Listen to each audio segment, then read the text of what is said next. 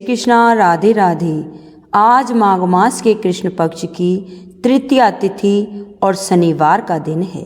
तो अब आपने सुनेंगे माघ मास महात्म्य का अगला अध्याय। शुरुआत करेंगे गणेश जी की कहानी से। बोलो गणेश भगवान की जय हो। एक मालन थी, उसका 4 साल का एक लड़का था। मालन की सास उसे बहुत दुख देती थी। एक दिन सास ने दोनों को घर से बाहर निकाल दिया। दोनों जने चलते चलते घने जंगल में एक पेड़ के नीचे बैठ गए। वहाँ पर एक गणेश जी का मंदिर था। दुनिया दर्शन करने को आती और प्रसाद बांट जाती, जिससे उन दोनों का पेट भर जाता। वे दोनों भी गणेश जी की पूजा में लग गए। एक दिन मालन सोचने लगी कि हम भी जंगल से फूल लाकर पूजा की सामग्री और प्रसाद बेचेंगे तो हम भी पैसे वाले हो जाएंगे। उन दोनों ने वैसा ही किया। थोड़े दिनों में दुकान खोल ली और गणेश जी की खूब पूजा पाठ करने लगे। धीरे धीरे उनकी बहुत कमाई होने लगी। अब उन्होंने मकान बना लिया और बड़ी दुकान खोल ली। एक राजा की लड़की इस मंदिर में रोज आती थी। राजा की लड़की उस लड़के को देखकर उस पर मोहित हो गई और अपनी भाभी से कहने लगी, मैं इस लड़के से विवाह कर लूंगी। तो उसकी भाभी कहने लगी कि ये लड़का मालिन का बेटा है, हम राजा हैं, इसके साथ विवाह करने से हमारी इज्जत चली जाएगी। वह बोली, मैंने तो प्रतिज्ञा कर ली है कि शादी इसी से करूंगी। भाभी ने घर जाकर सारी बातें अपनी सास ससुर को बताईं।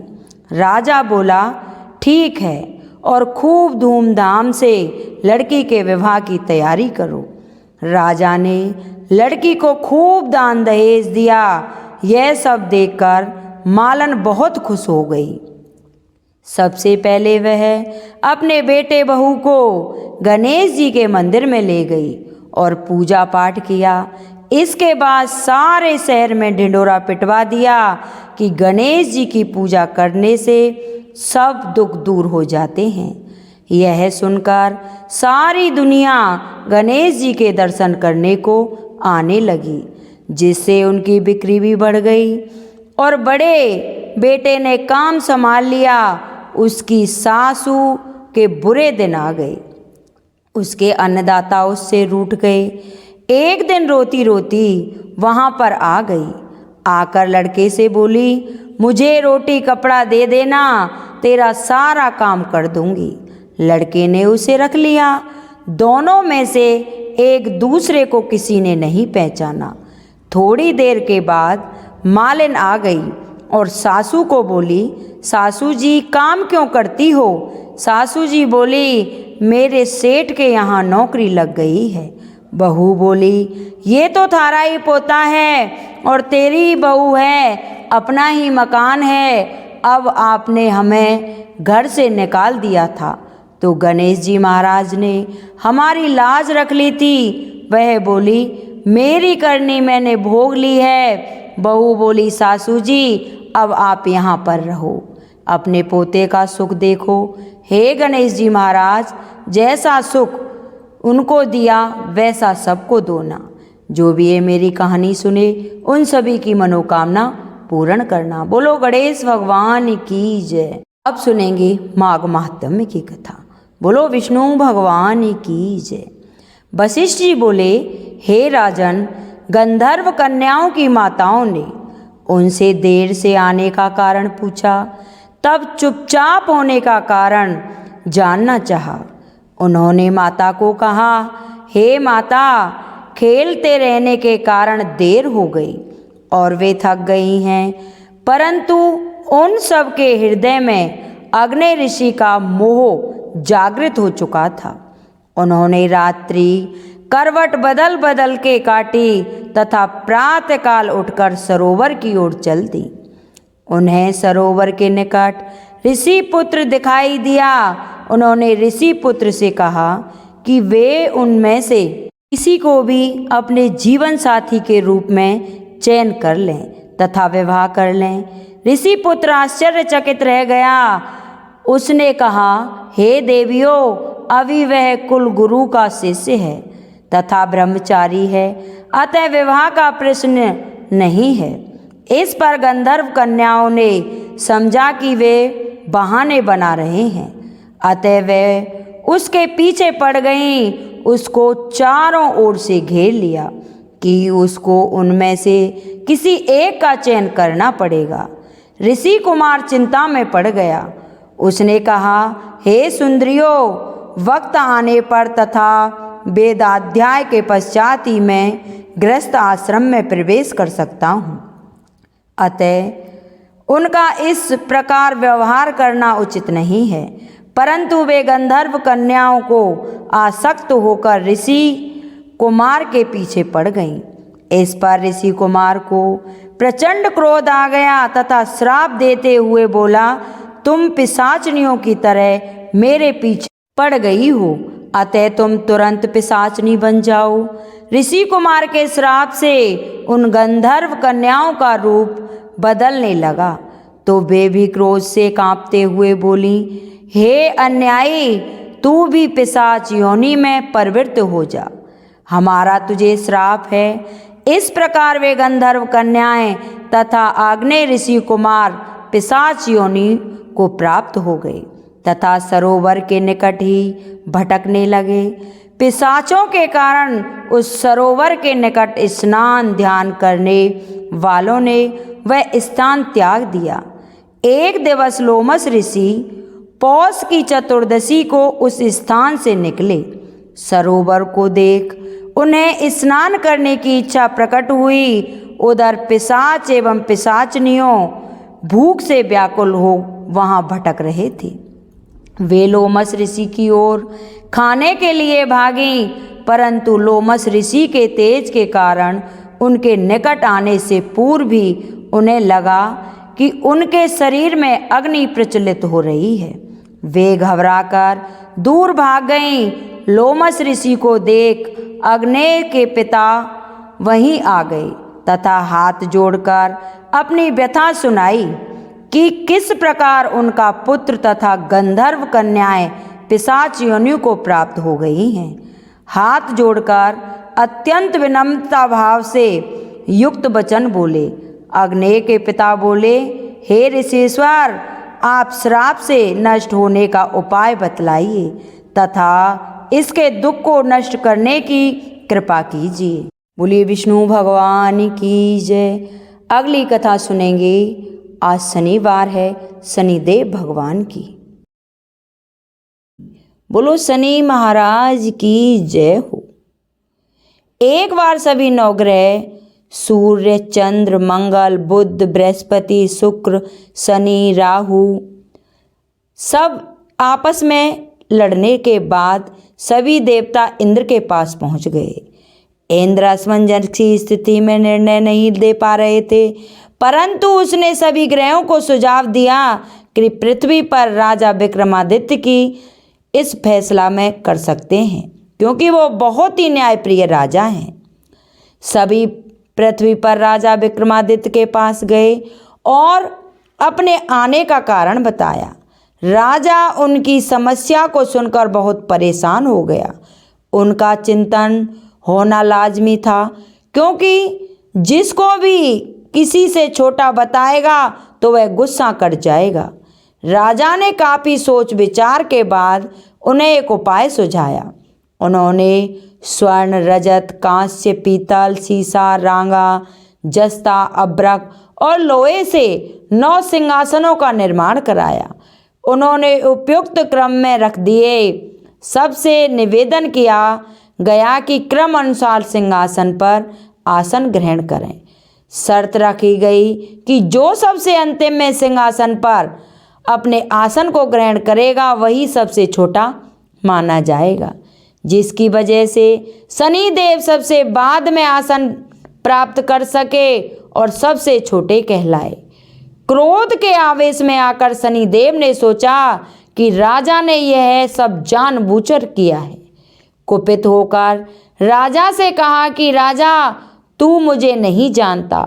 सूर्य एक राशि में 1 महीना, चंद्रमा 2.25 महीने, मंगल 1.5 महीना, बृहस्पति 13 महीने, बुध और शुक्र 1-1 महीने भ्रमण करते हैं, लेकिन मैं 2.5 से 7.5 साल तक रहता हूँ। मैंने बड़े बड़ों का विनाश किया है। श्री राम की 7.5 आने पर उन्हें जंगल जंगल भटका दिया था और रावण की 7.5 आने पर लंका को बंदरों की सेना से पराजित होना पड़ा। क्रोधित शनिदेव ने राजा से कहा कि अब आपको सावधान रहने की जरूरत है। इतना कहकर शनिदेव कुपित अवस्था में वहां से चले गए। समय गुजरता गया और काल चक्र का पहिया घूमा।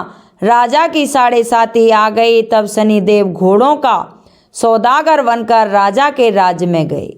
उनके साथ अच्छे नस्ल के बहुत सारे घोड़े थे।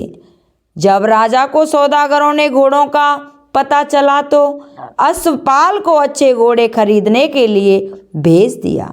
अश्वपाल ने कई अच्छे घोड़े खरीदे। इसके अलावा सौदागर ने उपहार स्वरूप एक सर्वोत्तम नस्ल के घोड़े को राजा की सवारी हेतु दिया।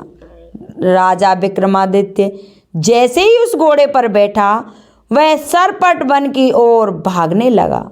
जंगल के अंदर पहुंचकर वह गायब हो गया। भूखा प्यास की स्थिति में राजा जंगल में भटक रहे थे। अचानक उन्हें कहीं से राजा को एक प्यास बुझाने के लिए आदमी मिला। उसने प्यास बुझाई। राजा ने प्रशंसा होकर अपनी अंगूठी देकर नगर की तरफ चले गए। वहां एक सेठ की दुकान पर पहुंचे कर उन्होंने जल पिया और अपना नाम बीवी का बताया। भाग्यवश उस दिन सेठ की खूब आमदनी हुई। सेठ खुश होकर उन्हें अपने साथ घर ले गया। सेठ के घर में खूंटी पर एक हार टंगा था, जिसको खूंटी निकल रही थी। कुछ ही देर में हार पूरी तरह गायब हो गया। सेठ वापस आया तो हार गायब था। उसे लगा कि बीका ने ही उसे चुराया है। सेठ ने बीका को कोतवाल से पकड़वा दिया और दंड स्वरूप राजा उसे चोर समझकर हाथ पैर कटवा दिए। अपंग अवस्था में उसे नगर के बाहर फेंक दिया गया। तभी वहां से एक तेली निकल रहा था, जिसको वीका पर दया आ गई। उसने वीका को अपनी गाड़ी में बिठाकर वीका अपनी जीभ से बैलों को हाँकने लगा। कुछ समय पश्चात राजा की शनि दशा समाप्त होने को आई।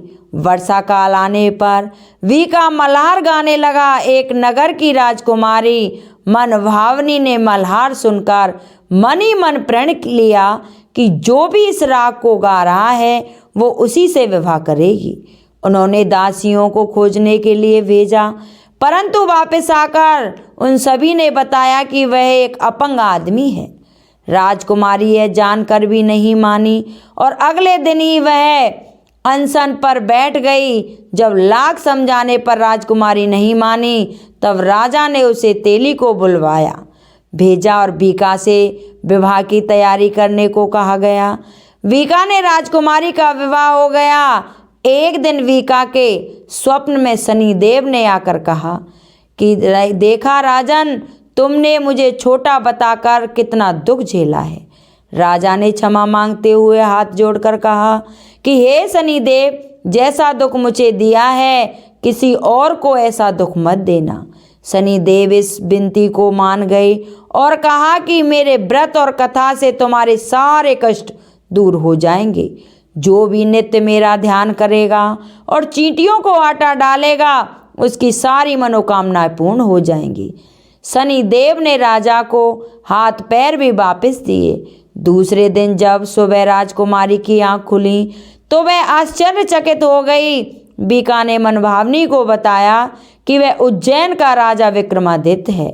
मनभावनी खुशी से फूली नहीं समा रही थी। राजा और नगरवासी सभी अत्यंत प्रसन्न हुए। सेठ ने जब यह सुना तो वह पैरों पर गिरकर क्षमा मांगने लगा। राजा ने कहा कि यह सब शनिदेव के कोप का प्रभाव था और इसमें किसी का कोई दोष नहीं है। सेठ ने निवेदन करते हुए कहा कि मुझे शांति तभी मिलेगी जब आप मेरे घर चलकर भोजन करेंगे। सेठ ने कई प्रकार के व्यंजनों से राजा का सत्कार किया। जब राजा भोजन कर रहे थे तभी जो खूंटी हार निगल गई थी वह अब उसे उगल रही थी। सेठ ने अनेक मोहरें देकर राजा का धन्यवाद किया और अपनी कन्या श्री कंवरी से परिणय का निवेदन किया। राजा ने शहर स्वीकार कर लिया। राजा अपनी दोनों रानियां मनभावनी और श्री कंवरी को लेकर उज्जैन नगरी लौट आए। सारे नगर में दीपावली और खुशी मनाई गई। राजा ने घोषणा करते हुए कहा कि मैंने शनिदेव को सबसे छोटा बताया था, लेकिन असल में वह सर्वोपरि हैं। तब से सारे राज्य में शनिदेव की पूजा और कथा नियमित होने लगी। सारी प्रजा के बीच खुशी और आनंद का वातावरण बन गया। शनिदेव के व्रत की कथा को जो भी सुनता या पढ़ता है उसके सारे दुख दूर हो जाते हैं। बोलो शनिदेव भगवान की जय। आपको ये हमारी कहानी कैसी लगी कृपया कमेंट बॉक्स में ज़रूर बताएं।